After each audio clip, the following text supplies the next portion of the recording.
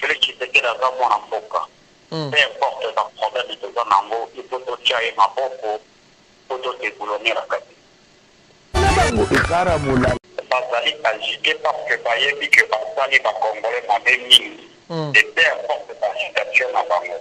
Bagérer Congo pendant 18 ans basaleli bamalonga te, basiki biso nde na pasi bakita bamata le peuple s'en chargera te. Site ya kolo masolo ya danger, masolo ya kitoko. Bonjour, chers amis fidèles téléspectateurs de la 3xw.congofrance.com. Merci.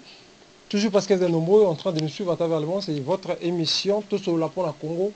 Tosola pour la Congo, c'est une émission de divertissement, l'émission qui vous permet à découvrir des vrais Congolais vivant ici en Afrique d'ici. Moi, c'est votre humble serviteur Yannick Wenge, Moto Atona la Gibonkolo, Soki Nzambete Morato. Cette émission, vous savez bien, une émission de divertissement, l'émission qui vous permet toujours de découvrir des analystes vivant ici à Johannesburg. Aujourd'hui, j'ai un grand plaisir de recevoir pour vous président Mike Alomba, avec lui.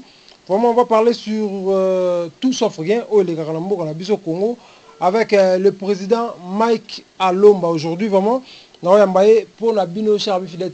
Merci beaucoup le boss, je suis Didi Dipumba. Merci beaucoup na ba téléspectateurs nyonso o botalaka biso na congofrance.com. Cette émission aujourd'hui, le président Mike Alomba, il va intervenir aujourd'hui. Bonjour.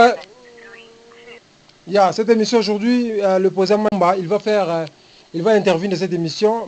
Président Mike Alomba, bonjour. Bonjour Yannick. Comment vous allez, président? Sentiment patriotique. Ok, merci beaucoup. Président, toujours en direct, il y a congofrance.com. Réaction anonyme par rapport à la rumeur aux Otamboula. Na Afrique du Sud, la xénophobie, na Congo, partout dans le monde, Sud-Africain, Congolais, président et RDC, réaction anonyme par rapport à Mambozo Leka. Yannick est dire que ce sont des rumeurs, c'est trop dur. Vous avez dit que depuis 2004, era partait de Namboka Oyo.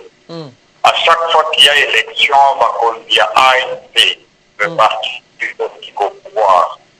Pendant toujours en attendant, il y a Koloba Makambo, Pesaka, Banoa, Sud-Africain, Kanda. Et au débat de xénophobie en 2008, président de Yazakina Namokon. Il y a eu xénophobie en 2015-2018 et deux salemans en 2019 et non seulement salemans pendant la campagne électorale.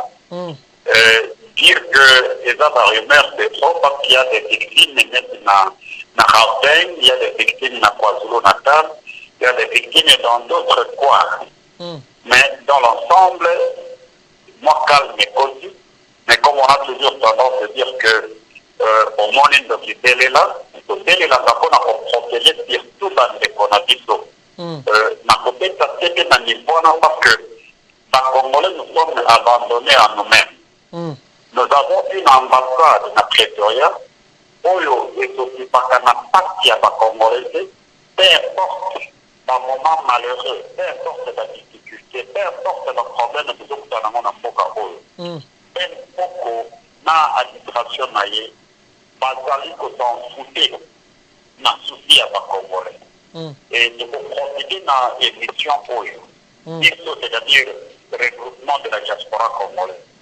Donc, ici, mention, il y a défiance de contre-corps diplomatique en Afrique du Sud. Au contraire, si ce que vous allez faire l'ambassade du palais, ça va combattre la Congolais, il y a ça auprès des Congolais à tous et pour tout. Par contre, jamais à mon Kolomoko, par le mois Pretoria, il y a une question parce que les voitures, pas parce qu'il n'y a pas encore Elisabeth, que les Congolais vont en faire.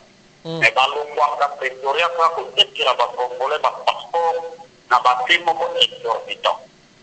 Passeport congolais, ça a $120 na Congo.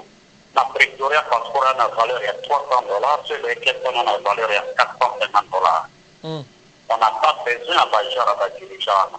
Le coup à Kanam Bakéi, il faut chef de l'État, c'est-à-dire le président Félix Tshisekedi, à revoir des alternances au niveau de l'accord diplomatique. Il faut que le tabou de Boka Oyo. parce que dans le soutien d'accord. Merci beaucoup, Président Mike Aloma, merci beaucoup. Mais par rapport à la tournée à président Félix Tshisekedi au Salana Congo, il y a une réaction dans les années par rapport à la tournée.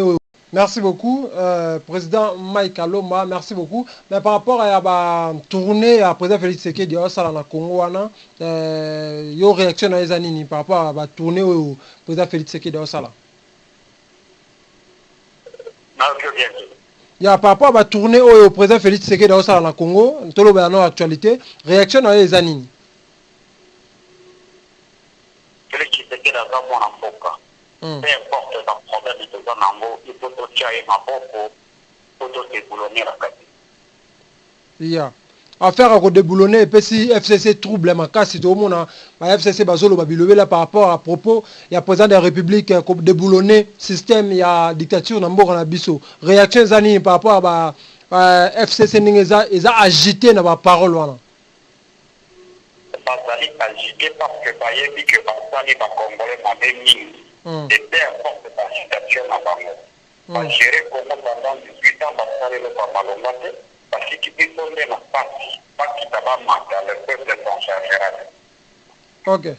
Merci beaucoup. Siko pour na ba gouverneur car moko ya IDPS o tikali tout FCC batu ba otomora makati kutu le 19 oyo marche ya IDPS za na Congo pour na pourquoi siko IDPS ka réduit gouverneur moko ba gouverneur nyonso tire la FCC réaction ezani ni président Mike Aloma. Au contraire c'est d'aller encourager ba congolais qui pour ma gouverneur on ne pas pour ma bango même nous dans la diaspora pour ma opération pour nous accompagner na bango on doit terminer avec la FCC et la CAN. OK. Yeah, merci beaucoup, président Mike Alomba. La micho Badbaotalayo. On a évité la mouka toujours bazar opposé contre le président Félix Tshisekedi. Bazo senga toujours vérité désir. On a évité yo tant que Congolais réaction là yo ezani. Déjà la mouka pour les Congolais. Pas à la image Félix Tshisekedi tout le monde tout le monde à la cabine. Donc là pour se poser dans Félix dans moment où aller travailler pour la cabine.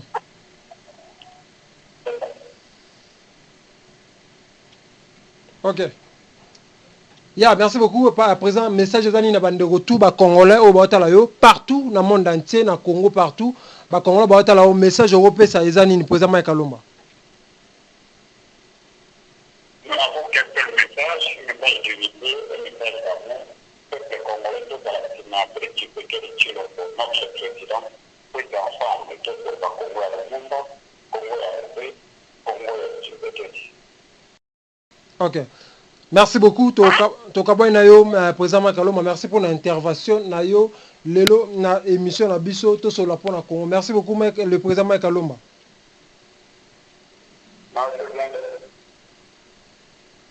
OK.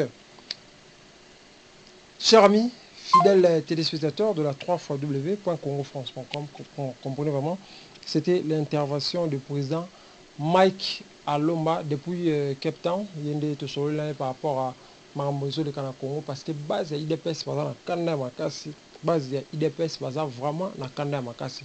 Mais tout beau salate car na carte constitution lobby président aza na capacité il y a pour révoquer pe kolongola gouverneur eli donc le wana toyi baza mibeko ya mboka na biso Congo malgré marche za na le 19 oyo ba tu ya IDPS ba comme militaire IDPS baza vraiment na méchant makasi comment na kati ya IDPS kaka